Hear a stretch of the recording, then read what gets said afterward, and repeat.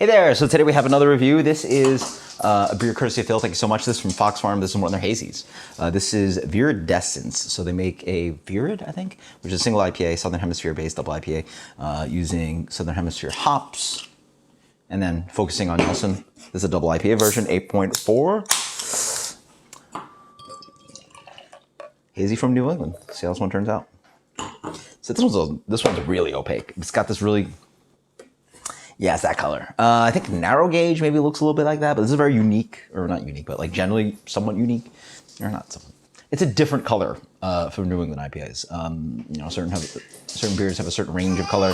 This one's that super, like doughy pale. Like, I mean, I don't know what they use specifically to make it this kind of like supremely opaque and turbid looking. You know, honestly, looks a little bit like E-Starter. But it's super hazy, super light. Yeah, lightly yellow shed on that. Nose, pretty nice. You get a lot of kind of sweet tropical fruits in there. Ooh, yeah. You get that thiol heavy thing, so you get that kind of like, what is that? It's like Nerds grape, Sauvignon Blanc. Very nice. Along with this kind of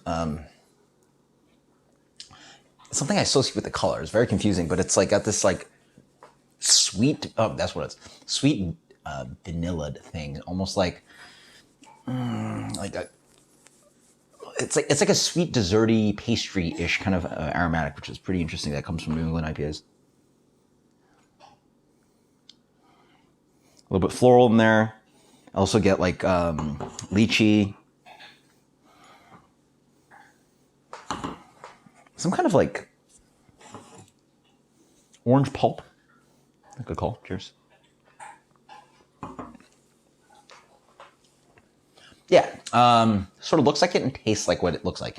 So this is back to, not as bad as it can be, back to like what, when I was reviewing New England IPAs, like every other beer tasted somewhat like this and way worse. I'm gonna go back to 2000, geez. I've been here 2 years now. 2017, 2018, somewhere around there. Everybody's trying to produce hazy, and they were very dry. This one is pretty astringent, with that kind of like hop polyphenol thing. I find that even the Treehouse beers have a little bit of that going on.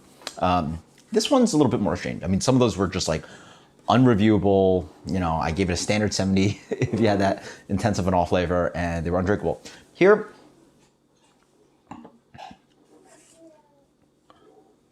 I mean, it makes a very dumb drinkable product at 8.4, but it really lacks malt sweetness. It lacks complexity that the nose offers. It has some amount of fruit juiciness going on to like white grape juice, more of that kind of pulpy orange character, maybe a little bit of white grapefruit in there as well.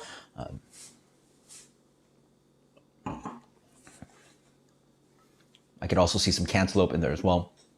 So has all a bit of that, along with this kind of like, yeah, vanilla kind of thing going on. This kind of fluffy, I guess it's the malt, but it's a fluffy, doughy character that's slightly vanilla. And then it's just very dry in the back end, slightly chalky. It's somewhere in between like that combination of the astringency, polyphenol thing and the chalkiness. It's verging on the point where, I mean, I already don't like it for that reason, but it's verging on, you know, it's pushing more up, and this beer is undrinkable in my mind, and it's one of the worst off flavors you can find in commercial beer, but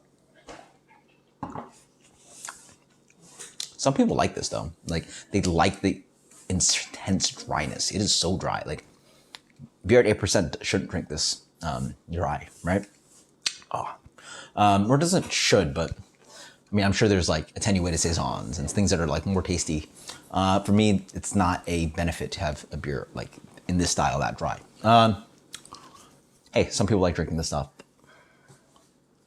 I'm not really about it. Hey, that's my opinion. It's been a while actually since I've had one of these. Like, you know, again, shoots me back like 3-4 years ago.